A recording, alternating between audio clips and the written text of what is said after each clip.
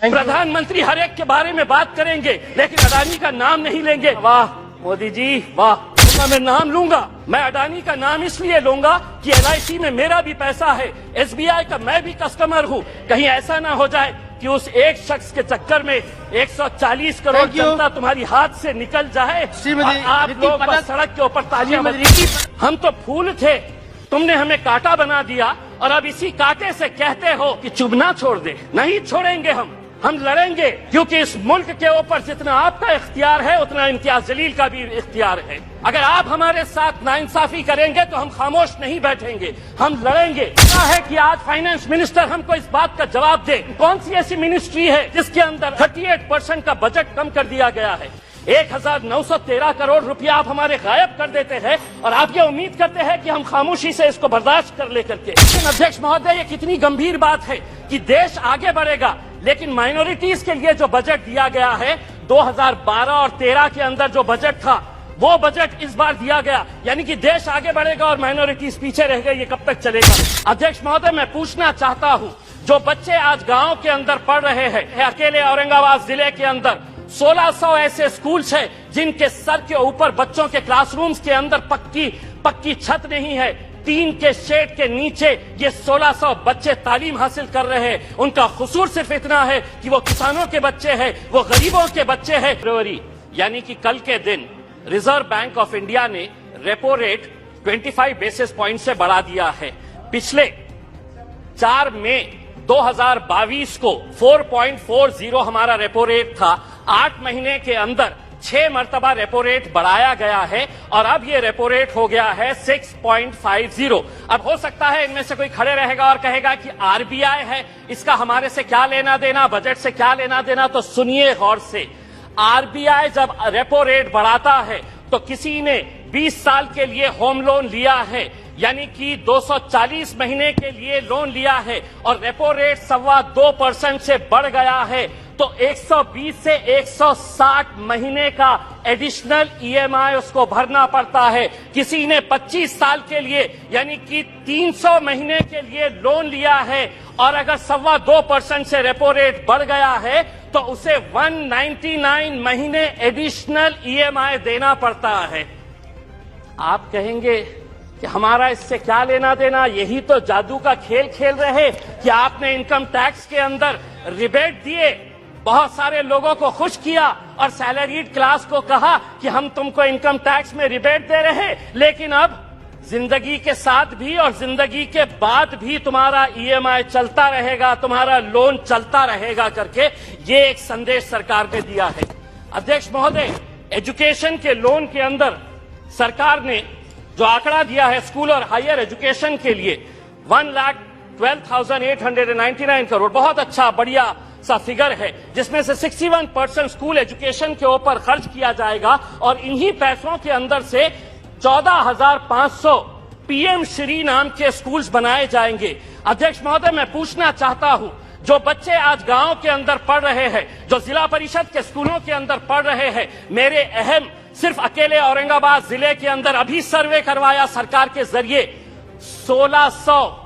राणे साहब, आप महाराष्ट्र से आते हैं, अकेले औरंगाबाद जिले के अंदर 1600 ऐसे स्कूल्स हैं जिनके सर के ऊपर बच्चों के क्लासरूम्स के अंदर पक्की छत नहीं है, टीन के शेड के नीचे ये 1600 बच्चे तालीम हासिल कर रहे हैं। उनका कसूर सिर्फ इतना है कि वो किसानों के बच्चे हैं, वो गरीबों के बच्चे हैं, वो मजदूरों के बच्चे हैं। आप बनाइए नए स्कूल्स, लेकिन आपके पास 1 साल बचा हुआ है, यह अहद करिएगा, प्रधानमंत्री जी को कहिएगा कि PM श्री नहीं, उन पूरे स्कूल को हम PM महाश्री नाम देंगे। अगर 1 साल के अंदर ये 1600 औरंगाबाद जिले के स्कूल्स को अगर आप बदलते हैं तो हम भी कहेंगे।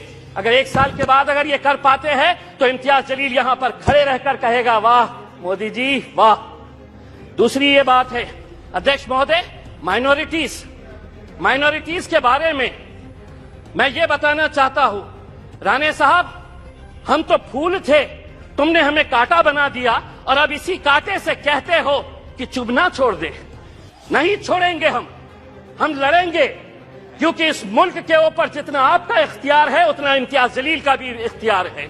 अगर आप हमारे साथ नाइंसाफी करेंगे तो हम खामोश नहीं बैठेंगे, हम लड़ेंगे, क्या वजह है कि आज फाइनेंस मिनिस्टर हमको इस बात का जवाब दे कि कैसा 38%, कौन सी ऐसी मिनिस्ट्री है जिसके अंदर 38% का बजट कम कर दिया गया है।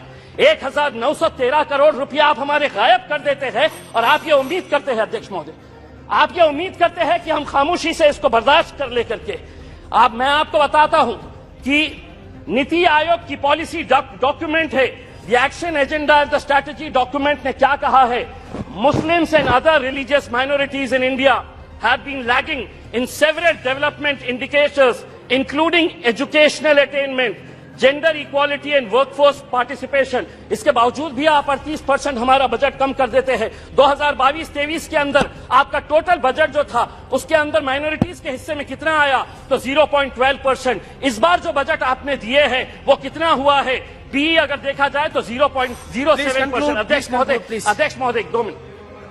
तो ये टोटल एलोकेशन अध्यक्ष महोदय, ये कितनी गंभीर बात है कि देश आगे बढ़ेगा लेकिन माइनॉरिटीज के लिए जो बजट दिया गया है 2012 और 13 के अंदर जो बजट था वो बजट इस बार दिया गया, यानी कि देश आगे बढ़ेगा और माइनॉरिटीज पीछे रह गए। ये कब तक चलेगा? मेरी दूसरी बात ये है अध्यक्ष महोदय, आम आदमी को प्लीज फाइंड अप नाउ। अध्यक्ष महोदय एक मिनट, GDP, fiscal deficit, monetisation, RE, BE, इससे कोई लेना देना नहीं है। इस देश के अंदर वो सम्मान के साथ कैसा जी सकता है उसकी फिक्र बस उसे यही रहती है। हम वित्त मंत्री से इस बजट के अंदर ये उम्मीद कर रहे थे कि वो ईपीएस 95 के बुजुर्ग पेंशनर्स के बारे में बोलेंगे, वो किसानों की आय कैसी बढ़ाई जाएगी इसके बारे में जिक्र करेंगे। पूरे देश के अंदर कॉन्ट्रैक्ट, अध्यक्ष महोदय एक सेकंड, अध्यक्ष महोदय, पूरे देश के अंदर कॉन्ट्रैक्ट वर्कर्स जो है उनके साथ कैसी नाइंसाफी हो रही। पार्लियामेंट के अंदर भी कॉन्ट्रैक्ट वर्कर्स लगाए जा रहे हैं, उनका पीएफ नहीं भरा जाता, उनका ईपीएफ नहीं भरा जाता, ईएसआईसी का पैसा नहीं भरा जाता है। मैं अध्यक्ष महोदय ये उम्मीद कर रहा था कि जाने से पहले इस देश को तंबाकू और शराब मुक्त करके जाएंगे। हम सराय होते आपको इसी बात के लिए अध्यक्ष महोदय। और हाँ, मैं जाते जाते सिर्फ इतना कहना चाहूंगा, मैं नाम लूंगा, मैं अडानी का नाम इसलिए लूंगा कि एलआईसी में मेरा भी पैसा है, एसबीआई का मैं भी कस्टमर हूं। प्रधानमंत्री हर एक के बारे में बात करेंगे, 140 करोड़ जनता मेरे पीछे कैसा है ये बताएंगे, लेकिन अडानी का नाम नहीं लेंगे। कहीं ऐसा ना हो जाए कि उस एक शख्स के चक्कर में 140 करोड़ जनता तुम्हारी हाथ से निकल जाए और आप लोग बस सड़क के ऊपर तालियां। श्रीमती रिटी पदक